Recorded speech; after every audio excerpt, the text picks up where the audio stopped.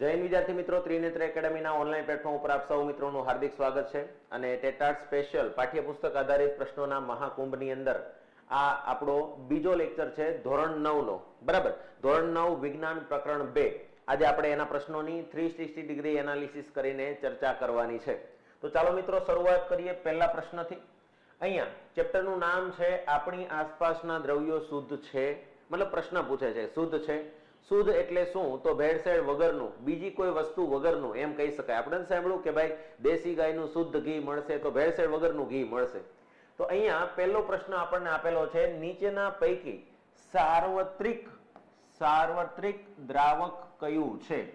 પેલા તો સાર્વત્રિક એટલે બધા માટે, અને દ્રાવકનો મતલબ શું થાય તો હું તમને સમજાવી દઉં કે આ એક ગ્લાસ છે જેની અંદર માની લો કે પાણી ભરેલું છે. બરાબર, પાણી ભરેલું છે આની અંદર, અને એમાં આપણે 2 ચમચી મીઠું નાખીએ. આમાં 2 ચમચી મીઠું નાખીએ. આ પાણી ભરેલું હતું. બરાબર, અને અહીંયા જે પાણી તૈયાર થાય છે હવે પછી મીઠાવાળું પાણી, એટલે જેને આપણે ખારું પાણી કહીએ છીએ. બરાબર, તો હવે એક વસ્તુ યાદ રાખવાની છે કે આમાં મીઠું ઓગળી જાય છે, એટલા માટે એને દ્રાવ્ય તરીકે ઓળખવામાં આવે.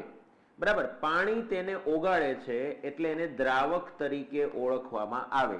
અને આ ખારું પાણી છે એને આપણે મીઠાનું દ્રાવણ કહીએ છીએ. શું કહીએ છીએ? મીઠાનું દ્રાવણ કહીએ છીએ. આના ઉપરથી આપણને એક વસ્તુ યાદ રહી જવી જોઈએ કે દ્રાવ્યનો મતલબ શું થાય? તો દ્રાવ્યનો મીનિંગ થશે જે ઓગળી જાય તે. જે ઓગળી જાય તે. અથવા બીજો એક મતલબ એવો પણ થશે,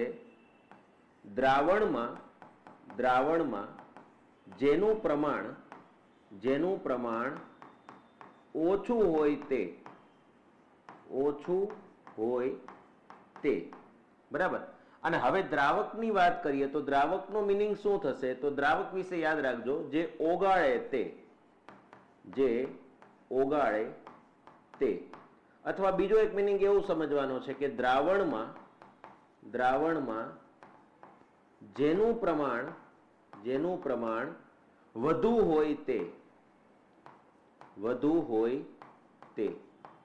હવે આ વસ્તુ તો આપણા બીજા પ્રશ્નો માટે થઈ, પણ અહીંયા સાર્વત્રિક દ્રાવકની વાત થાય છે. મતલબ બધી જ વસ્તુને ઓગાળી નાખે એવો દુનિયાનો પદાર્થ કયો છે? મોટા ભાગની વસ્તુઓ એની અંદર ઓગળી જાય. ઓગળી જવું એટલે ગાયબ થઈ જવું, અદ્રશ્ય થઈ જવું. બરાબર, તો મોટા ભાગની વસ્તુઓ જે છે આમાં કોઈ એક વસ્તુ એવી છે કે જેની અંદર નાખવાથી ગાયબ થઈ જાય.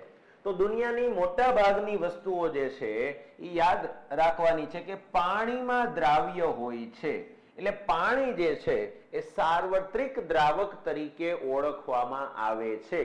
કે મોટા ભાગની વસ્તુ એવી હશે કે જે પાણીમાં નાખવાથી ઓગળી જાય, ગાયબ થઈ જાય, અદ્રશ્ય થઈ જાય. બરાબર, એટલે અહીંયા આપણો સાચો જવાબ શું આવશે? પાણી.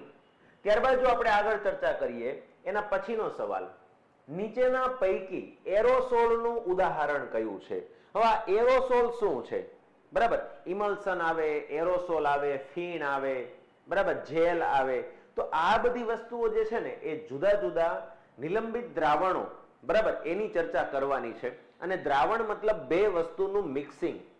તો અહીંયા આપણે એરોસોલનું ઉદાહરણ આપવાનું છે કે ભાઈ આમાંથી એરોસોલનું ઉદાહરણ કયું છે?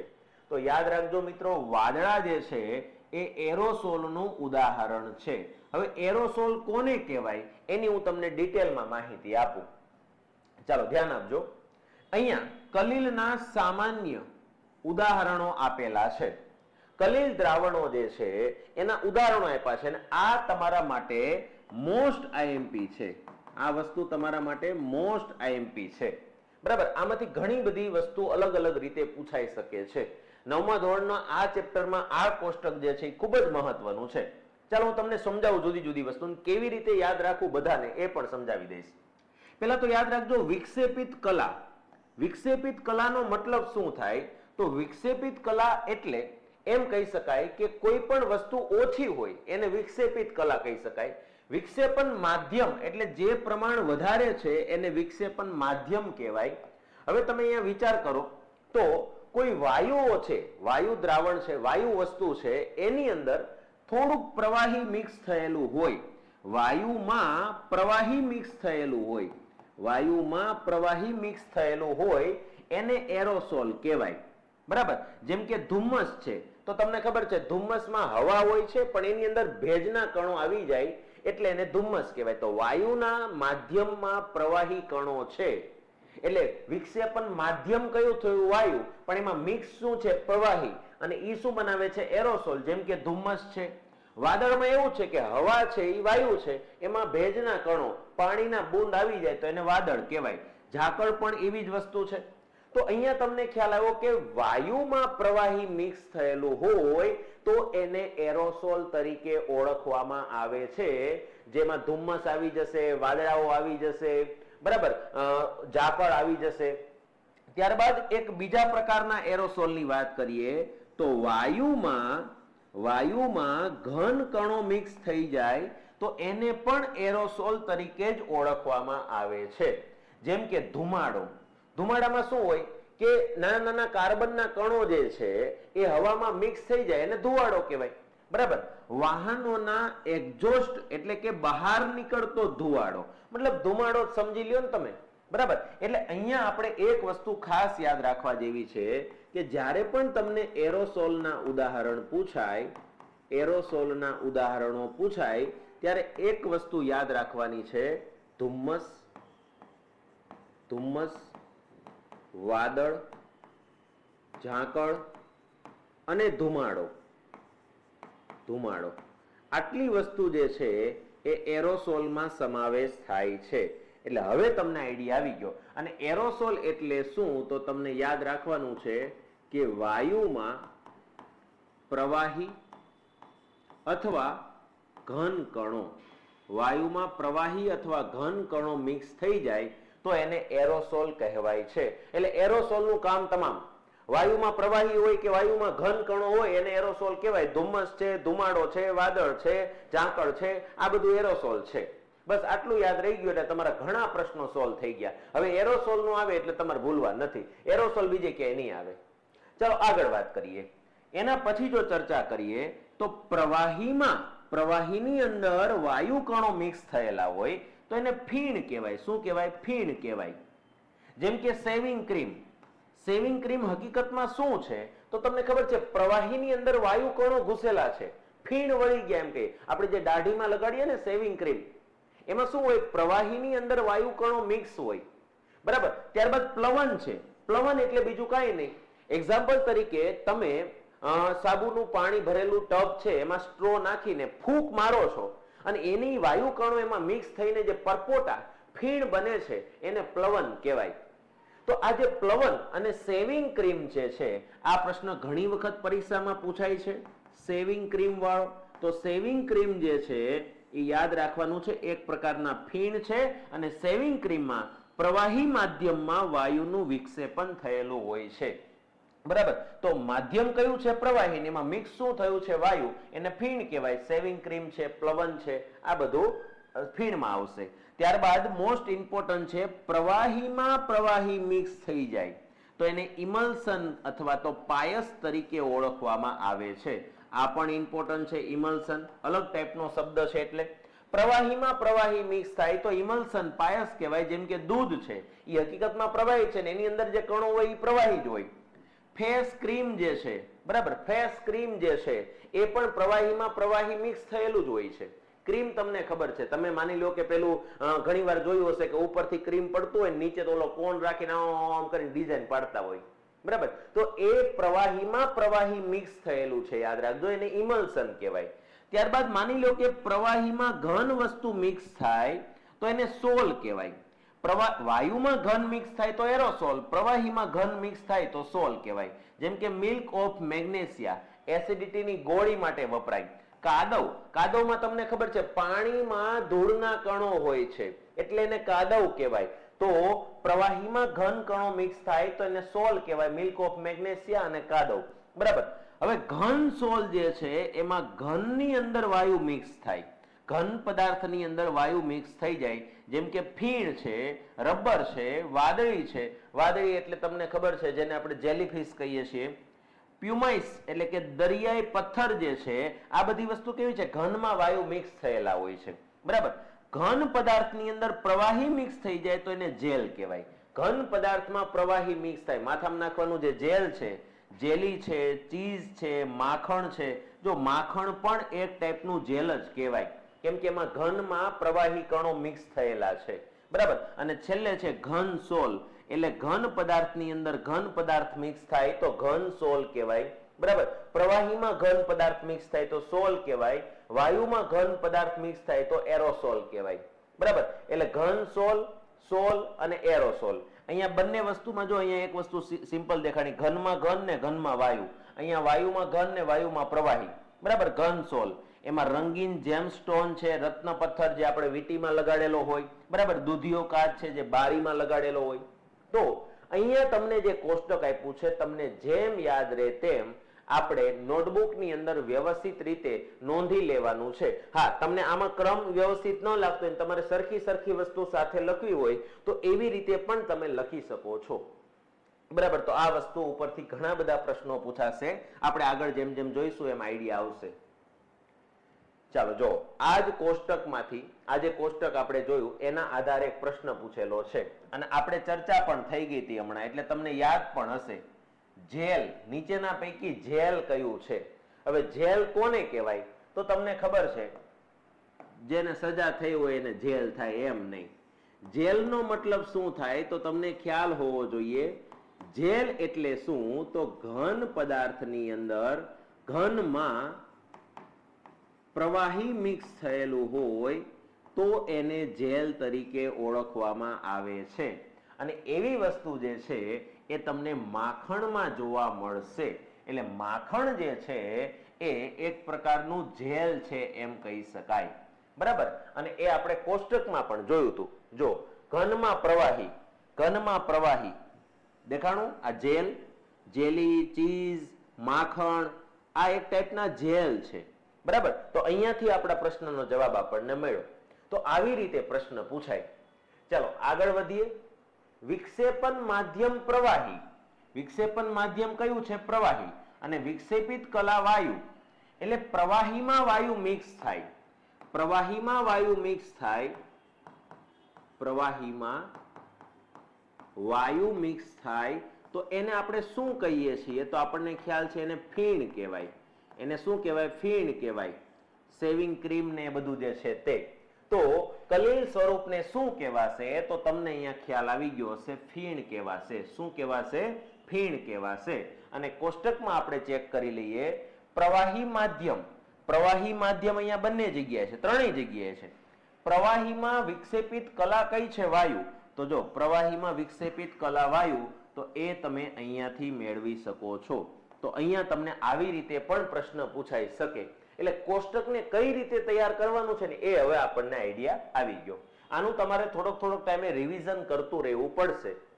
ચાલો, અહીંયા કીધું છે કે ધુમ્મસ અને વાદળ એ શેનું ઉદાહરણ છે? હવે આ ન ભૂલાવવું જોઈએ. ધુમ્મસ, ધુમાડો, વાદળ, ઝાકળ, બોલે તો એરોસોલ. શું આવશે? એરોસોલ. અને આ તમને ખ્યાલ છે આપણે પહેલું જ ઉદાહરણ જોયેલું હતું. વાયુની અંદર પ્રવાહી અથવા વાયુની અંદર ઘન કણો મિક્સ થઈ જાય તો એને એરોસોલ કહેવાય. અને એમાં ધુમ્મસ, ધુમાડો, વાદળ, ઝાકળ આ બધી જ વસ્તુ આવી જશે. તો અહીંયા તમે જોઈ શકો છો ધુમ્મસ અને વાદળ. બરાબર. આ ધુમ્મસ અને વાદળ તમને અહીંયા દેખાય છે અને શેનું ઉદાહરણ છે? એરોસોલનું ઉદાહરણ છે. બરાબર. તો આના ઉપરથી અહીંયા આપણને જવાબ મળી ગયો. ચાલો નેક્સ્ટ. ચોકને પાણીમાં નાખતા બનેલું દ્રાવણ ખાલી જગ્યા છે. ચોકને તમે પાણીમાં નાખો તો એ દ્રાવણ કેવું છે? બરાબર. હવે તમને ખ્યાલ છે ચોક છે એ ઘન પદાર્થ છે. ચોક છે એ ઘન પદાર્થ છે. તમે એને પાણીમાં નાખશો, મિક્સ કરશો તો તમને ખબર છે ચૂનો છે, ચોકનો જે કણો છે એ છૂટા પડી જશે. પણ એક રીતે જોવા જઈએ તો થોડોક ટાઈમ પછી એ બધા જ કણો નીચે બેસી જશે. એટલે એવા દ્રાવણને નિલંબિત દ્રાવણ કહેવાય. કેવું દ્રાવણ કહેવાય? નિલંબન દ્રાવણ કહેવાય છે. બરાબર. આ વસ્તુ અહીંયા યાદ રાખવાની છે. 30 અંશ સેલ્સિયસ તાપમાને એક કપમાં પાણીમાં ખાંડ દ્રાવ્ય એટલે ઓગાળેલી છે, તેને ગરમ કરવામાં આવે તો હવે શું થશે? યાદ રાખજો મિત્રો, કોઈ પણ વસ્તુ જે છે, માની લો કે એક્ઝામ્પલ તરીકે પાણીનો ગ્લાસ ભરેલો છે, એમાં હું ખાંડ નાખીને ઓગાળી નાખું, દેખાતી બંધ થઈ ગઈ, બરાબર. બીજી વાર નાખી તો ઓગળતા થોડીક વાર લાગશે, ત્રીજી વાર નાખી તો એના કરતા થોડીક વધારે વાર લાગશે. પણ હવે એક સમય એવો આવશે કે એમાં ખાંડ નાખશો, તમે હલાવ હલાવ કરશો, ઓગળશે જ નહીં. અને આવું જે દ્રાવણ છે એને જો તમે ગરમ કરો તો ફરી પાછા પાણીના કણો વચ્ચે જગ્યા થશે અને હવે તમે એમાં ખાંડ નાખશો તો એ ઓગળવા લાગશે. એટલે યાદ રાખજો કે જ્યારે તમે કોઈ દ્રાવણની અંદર કોઈ વસ્તુ ઓગાળી શકો તો એને અસંતૃપ્ત દ્રાવણ કહેવાય. અને હવે કોઈ વસ્તુ એમાં ગમે એટલી વસ્તુ નાખવાની ઓગળે જ નહીં તો એને સંતૃપ્ત દ્રાવણ કહેવાય. તો આપણે જો એ દ્રાવણને ગરમ કરીશું તો એ શું થઈ જશે? અસંતૃપ્ત બની જશે. કેવું બની જશે? અસંતૃપ્ત બની જશે. અને હવે એમાં બીજી વાર ખાંડ નાખશો તો ઓગળી જશે. પણ ગરમ પાણીની અંદર ખાંડ નાખ નાખ નાખ નાખ કરો તો કઈ ઓગળા જ ન કરે. એક સમય એવો આવે કે ગરમ પાણીમાં ખાંડ ઓગળતી બંધ થઈ જાય તો પછી એને સંતૃપ્ત, સંપૂર્ણ સંતૃપ્ત દ્રાવણ કહેવાય કે હવે ગમે એ કરી લ્યો, હવે આમાં ખાંડ નહીં ઓગળે. કોઈ પણ વસ્તુમાં ક્યાં સુધી એ ઓગળી શકે? જ્યાં સુધી એના કણો વચ્ચે જગ્યા હોય ત્યાં સુધી. પછી એમાં કોઈ વસ્તુ ઓગળી શકે નહીં. એટલે ઓગળવાનું બંધ થઈ જાય એટલે યાદ રાખજો એ સંતૃપ્ત થઈ ગયું કહેવાય. અને કોઈ પણ વસ્તુ ઓગળતી બંધ થઈ જાય તો એને ગરમ કરવાથી ફરી પાછી વસ્તુ અસંતૃપ્ત બને છે. એટલે એમાં વધારે વસ્તુ ઓગાળી શકાય છે. તો અહીંયા ગરમ કરવામાં આવે કોઈ પણ દ્રાવણને તો એ અસંતૃપ્ત બને છે. આ વસ્તુ યાદ રાખજો, બરાબર. જે મિત્રો દ્રોણાચાર્ય બેચમાં ભણી રહ્યા છે એમને આ બધી વસ્તુ ખ્યાલ છે, બરાબર. જે મિત્રોને હજી દ્રોણાચાર્ય બેચ વિશે ખ્યાલ નથી એને જણાવી દઉં કે ટેટ 1, 2, સેકન્ડરી, હાયર સેકન્ડરી તમામ પરીક્ષાઓની તૈયારી કરાવતી બેચ એટલે દ્રોણાચાર્ય બેચ, જેની અંદર લાઈવ પ્લસ રેકોર્ડેડ સ્વરૂપે પ્રિલિમ્સ અને મેઇન્સ બધી જ તૈયારી કરવામાં આવે છે. પ્રિલિમ્સના વિષયો, મેઇન્સના વિષયો, વિષય વસ્તુનું મટીરિયલ, ટેસ્ટ, આ બધી જ વસ્તુ તમને દ્રોણા કૂપન કોડ નાખશો એટલે માત્ર 2199માં આ પૂરેપૂરી બેચ મળશે.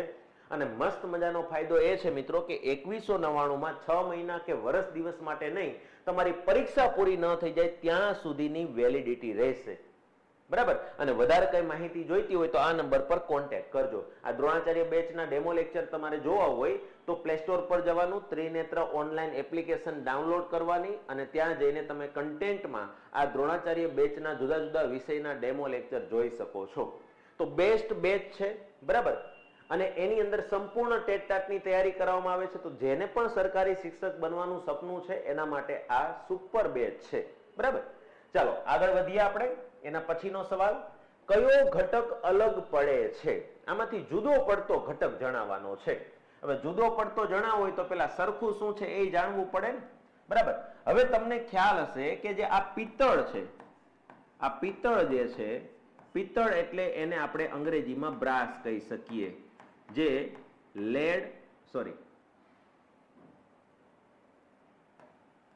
કોપર અને ઝિંક નું મિશ્રણ છે. આ કોનું મિશ્રણ છે? કોપર એટલે કે Cu અને ઝિંક નું મિશ્રણ છે. આ એક ટાઈપની મિશ્ર ધાતુ છે, બરાબર. આમાં બે તત્વો ભેગા થાય, કોપર અને ઝિંક, ત્યારે પિત્તળ બને છે. હવે જો હવાની વાત કરીએ તો હવાની અંદર તમને ખબર છે કે હાઇડ્રોજન રહેલો છે, નાઇટ્રોજન રહેલો છે એટલે કે N, બરાબર. 78% નાઇટ્રોજન હોય. ઓક્સિજન રહેલો છે, ઓક્સિજન એટલે કે O. ત્યારબાદ ઘણા બધા કાર્બન ડાયોક્સાઇડ વગેરે વગેરે વાયુઓ રહેલા છે આમાં, બરાબર. ત્યારબાદ રેતીની વાત કરીએ. રેતી એટલે એક ટાઈપની સિલિકા અને એનું સૂત્ર છે, સિલિકા જે છે એ તમને ખ્યાલ છે સિલિકોન ડાયોક્સાઇડ, SiO2. એટલે આની અંદર સિલિકોન અને બીજી વસ્તુ ઓક્સિજન રહેલા છે, બરાબર. હવે આપણે વાત કરીએ ગ્રેફાઇટ. ગ્રેફાઇટ જે છે, ગ્રેફાઇટ એ પ્યોર કાર્બન છે. શું છે? કાર્બન છે. બરાબર. આ ગ્રેફાઇટ એક કાર્બનનું એક અપર રૂપ છે. કાર્બન છે એ 3 સ્વરૂપમાં જોવા મળે છે. એક આપણને ખ્યાલ છે ગ્રેફાઇટ સ્વરૂપમાં જોવા મળે છે, ત્યારબાદ એક કોલસા સ્વરૂપમાં જોવા મળે છે, બરાબર, અને એક હીરા સ્વરૂપમાં જોવા મળે છે. તો આ કાર્બનના પ્યોર 3 સ્વરૂપો છે, ગ્રેફાઇટ, હીરો અને કોલસો. તો અહીંયા હવે તમને આઈડિયા આવી ગયો હશે કે આ બધી જ વસ્તુઓ એવી છે, પિત્તળ, હવા, રેતી, આમાં એક કરતા વધારે તત્વોનો સમાવેશ થાય છે, જ્યારે ગ્રેફાઇટ એકમાત્ર એવી વસ્તુ છે આ 4 માંથી કે જેમાં એક જ તત્વ આવે છે અને એ છે કાર્બન. એટલે અહીંયા આપણો રાઈટ આન્સર શું થઈ જશે? ગ્રેફાઇટ. ગ્રેફાઇટ એકમાત્ર એવી વસ્તુ છે જે જુદી પડે છે. અને બીજી રીતે જો અલગ કરવા જઈએ તો એમાં કોઈ તમને વસ્તુ દેખાવા નથી. ઘણા એમ વિચારશે કે સાહેબ ઈ ઉષ્માનું વિદ્યુતનું સુવાહક છે, એમ તો પિત્તળ એ સુવાહક છે, બરાબર. એટલે અહીંયા એક જ રીતે આને અલગ પાડી શકાય છે કે આ બધામાં એક કરતા વધારે તત્વોનો સમાવેશ થાય છે, જ્યારે આની અંદર એક જ તત્વ કાર્બન આવેલું છે, બરાબર. ચાલો આગળ વધીએ આપણે. એના પછીનો સવાલ, પ્રવાહી દ્રાવણ કયું છે? હવે તમને ખ્યાલ આવી જવો જોઈએ, પેલું કોષ્ટક તમને યાદ આવવું જોઈએ કે ભાઈ પ્રવાહીમાં પ્રવાહી મિક્સ કરવામાં આવે, પ્રવાહીમાં પ્રવાહી મિક્સ કરવામાં આવે તો શું બનશે? તો તમને ખબર છે ઇમલ્શન બનશે. શું બનશે? ઇમલ્શન બનવાનું છે.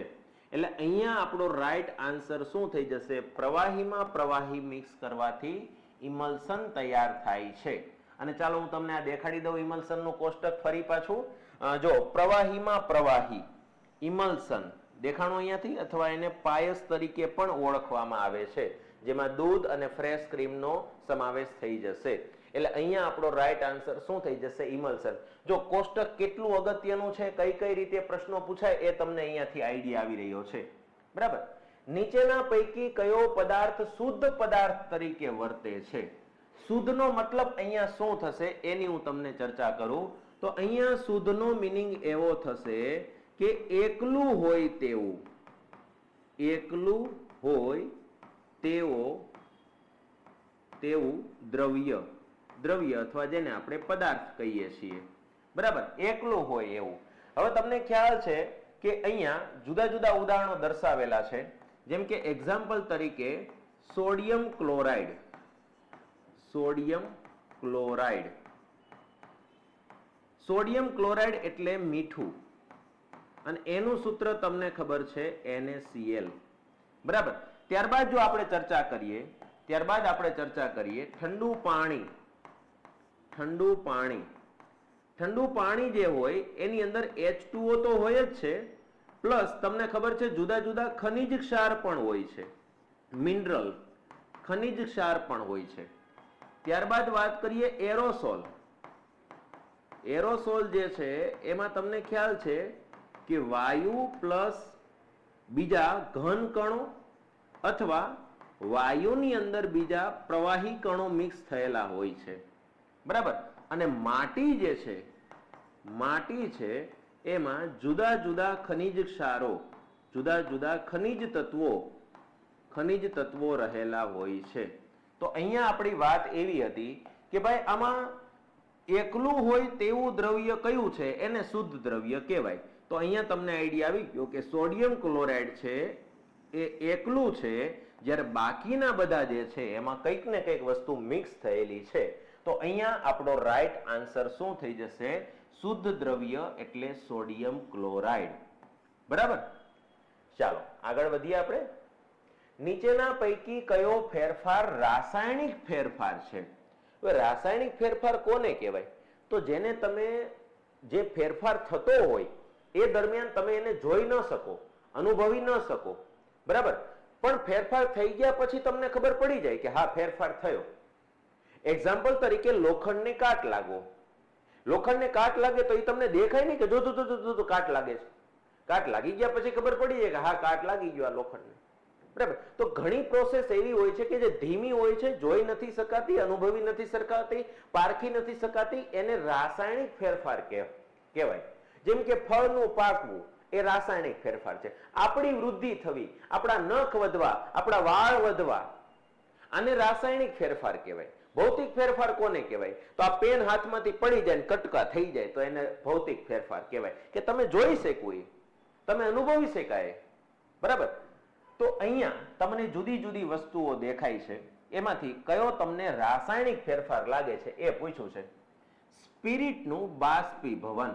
બરાબર? સ્પિરિટનું બાષ્પીભવન મતલબ કે કેરોસીન ની એવી બધી વસ્તુ જે છે બાષ્પીભવન થાય એ તમે જોઈ શકો ભાઈ બાષ્પીભવન થઈ રહ્યું છે. પાણીનું બરફમાં રૂપાંતરણ. પાણીનું બરફમાં રૂપાંતરણ એ ભૌતિક ફેરફાર કહેવાય, કેમ કે અવસ્થા બદલાણી ઘનમાંથી પ્રવાહીમાં. જો ભૌતિક અવસ્થાઓ આપણે ભણી ગયેલા છીએ, ઘન, પ્રવાહી, વાયુ, પ્લાઝ્મા, બોઝ, આઇન્સ્ટાઈન, તો અવસ્થામાં જે ફેરફાર થાય એને રાસાયણિક ફેરફાર ન કહેવાય. કોપર અને સલ્ફરના મિશ્રણને ગરમ કરવું. હા, ગરમ થાય તો તમને ખબર છે પ્રવાહીમાંથી વાયુમાં રૂપાંતર થશે. પણ અહીંયા વાત થાય છે H2 અને O2 નું મિશ્રણ થવું. હાઇડ્રોજન અને ઓક્સિજનનું મિશ્રણ થઈને તમને બધાને ખ્યાલ છે કે H2 અને O2 નું મિશ્રણ થઈને H2O એટલે કે પાણી તૈયાર થાય છે. આ જે વસ્તુ જે છે એને તમે જોઈ શકવાના નથી, અનુભવી શકવાના નથી, એને રાસાયણિક ફેરફાર કહેવાય. બરાબર? જેમાં અવસ્થામાં ફેરફાર થાય, ઘનમાંથી પ્રવાહી, પ્રવાહીમાંથી વાયુ, તો એને ભૌતિક ફેરફાર કહેવાશે. પણ જેમાં આખી રાસાયણિક પ્રક્રિયાઓ જ બદલાઈ જાય, જેમ તમે અનુભવી ન શકો ક્યારેય, તો એને રાસાયણિક પ્રક્રિયા કહેવાશે અથવા રાસાયણિક ફેરફાર કહેવાશે. તો અહીંયા આપણો રાઈટ આન્સર શું થઈ જશે? ડી. કલિલ દ્રાવણ એ. કલિલ દ્રાવણની વાત થાય છે અને કલિલ દ્રાવણ વિશે અહીંયા પૂછ્યું છે કે કલિલ દ્રાવણ એ શું છે. બરાબર? તો કલિલ દ્રાવણ વિશે પહેલા હું તમને માહિતી આપી દઉં કે કલિલ દ્રાવણ જે છે એના વિશે જો ચર્ચા કરીએ તો પહેલા તો કલિલ દ્રાવણ વિસમાંગ મિશ્રણ છે, પરંતુ દેખાવમાં સમાંગ મિશ્રણ છે. એટલે વિસમાંગય છે ને સમાંગય છે એમ કહી શકાય. બરાબર? વિસમાંગ કોને કહેવાય? મિક્સ થઈ ગયા પછી અલગ અલગ જોઈ શકાય. પણ સમાંગ કોને કહેવાય? મિક્સ થઈ ગયા પછી અલગ અલગ ન જોઈ શકાય. તો આ વિસમાંગ છે પણ અમુક હદના કણો છે એ તમે અલગ જોઈ શકતા નથી, એટલે સમાંગ મિશ્રણ પણ કહેવાય. ચાલો અહીંયા જો પૂછ્યું છે શું આપેલું છે, શું સમાંગ મિશ્રણ છે. તો સમાંગ મિશ્રણ તો છે જ, પણ સાથે સાથે વિસમાંગ મિશ્રણ પણ છે. જો અહીંયા શું કીધું? વિસમાંગ અને પારદર્શક મિશ્રણ છે, આરપાર જોઈ શકાય નહીં. વિસમાંગ મિશ્રણ છે કે જેમાં ઘટક કણો નરી આંખે જોઈ શકાય છે. ઘટક કણો નરી આંખે જોઈ શકાય તો વિસમાંગ કહેવાય. વિસમાંગ મિશ્રણ છે કે જેમાં ઘટક કણો નરી આંખે જોઈ શકાતા નથી. આ વિધાન બરાબર છે કે ઘટક કણો વિસમાંગ મિશ્રણમાં છે પણ નરી આંખે જોઈ શકાતા નથી, એટલે એક રીતે સમાંગ મિશ્રણ પણ કહેવાય. બરાબર? અહીંયા આગળ આપેલું છે કે દ્રાવ્યના જે કણો છે એ વિક્ષેપિત કલા, દ્રાવક અને વિક્ષેપન માધ્યમ વિક્ષેપિત અવસ્થામાં રહેલા કલિલ કહે છે. કલિલ કણો જે છે એ દ્રાવણમાં બધે જ પ્રસરેલા હોય છે. આ દૂધ જે છે ને એ કલિલ દ્રાવણનું ઉદાહરણ છે. તેનામાં દ્રાવ્ય ઘટકને ગાળણ જેવી ભૌતિક પદ્ધતિથી અલગ કરી શકાતા નથી. તમે દૂધને ગાળી દો તો દૂધના કણો અને પાણી અલગ ન થઈ જાય કાંઈ. બરાબર? અલ્ટ્રા સેન્ટ્રીફ્યુગેશન જેવા સાધનથી એને અલગ કરી શકાય છે. જેમ કે આપણું બ્લડ છે ને એ પણ એક ટાઈપનું કલિલ દ્રાવણ જ છે. બરાબર? તેના દ્રાવ્ય ઘટકના કણો સાચા દ્રાવણના દ્રાવ્ય ઘટક કરતા મોટા પરંતુ અદ્રાવ્ય ઘટક કણો કરતા નાના હોય છે. એટલે 10⁴ કે 10⁵ નેનોમીટર જેટલા હોય છે. અને સૂર્યપ્રકાશના કિરણોનું પ્રકીર્ણન કરે છે, એટલે ટિન્ડલ અસર ઉત્પન્ન કરે છે. જો અહીંયા લખેલું જ હશે, ટિન્ડલ અસર ઉત્પન્ન કરે છે. જો છે અહીંયા ટિન્ડલ અસર, એટલે આપણે કેમ ઓલા અંધારા ઓરડામાંથી પ્રકાશનું કિરણ આવતું હોય અને એને આપણે જોઈ શકીએ આખો પટ્ટો, એ જે કણો સાથે અથડાઈને જે બનાવે છે તે. તો દૂધ જે છે એમાંથી તમે પ્રકાશનું કિરણ નાખો, ધુવાડો છે એમાંથી તમે પ્રકાશનું કિરણ નાખો તો એમાંથી ટિન્ડલ અસર ઉત્પન્ન થાય છે, પ્રકાશનું પ્રકીર્ણન થાય છે. બરાબર? અને એવા જ રૂમમાં વાયુમય વિક્ષેપિત માધ્યમ હવા અને ધૂળના રજકણો જેવી વિક્ષેપિત કલા હોય તો વાયુમય એરોસોલ જે છે એ કલિલ છે એમ કહેવાય. એટલે એરોસોલ જે છે એ કલિલ દ્રાવણનું ઉદાહરણ છે. અને આને તમે ખસેડિયા દ્રાવણને ખલેલ પહોંચાડ્યા વગર રાખી મૂકવામાં આવે તો નીચે બેસી જતા નથી. દૂધને તમે એમને પડ્યું રહેવા દો તો એના કણો નીચે બેહી નહીં જાય ઓલી છાશની જેમ. છાશ છે ને નિલંબિત દ્રાવણ કહેવાય, દૂધ છે ને એને કલિલ દ્રાવણ કહેવાય, યાદ રાખજો. પણ અહીંયા આપણે એક વાત હતી કે એ સમાંગ પણ છે ને વિસમાંગ પણ છે. તો વિસમાંગ છે પણ એના કણો નરી આંખે જોઈ શકાતા નથી એટલે એને સમાંગ પણ કહેવાય. તો વિસમાંગ મિશ્રણ કે જેમાં કટક કણોને નરી આંખે જોઈ શકાતા નથી એને કલીલ દ્રાવણ કહેવાય. બરાબર, આટલી વસ્તુ યાદ રાખજો. Ammonium chloride. હવે આ એમોનિયમ ક્લોરાઇડ છે, આ પહેલા પણ આપણે આવી ગયેલું છે.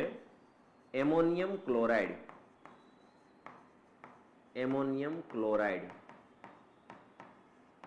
એમોનિયમ ક્લોરાઇડ એટલે સામાન્ય ભાષામાં જેને આપણે નવસાર તરીકે ઓળખીએ છીએ. નોટ નવસારી, નવસાર. બરાબર, અને જેનું સૂત્ર છે NH4Cl. આ જે વસ્તુ છે એના વિશે આપણે ભણ્યા હતા અને એ વસ્તુ હતી ઉધ્વપાતન. શું હતું? ઉધ્વપાતન. ઉધ્વપાતી પદાર્થ છે આ. અને ઉધ્વપાતી પદાર્થ કોને કહેવાય?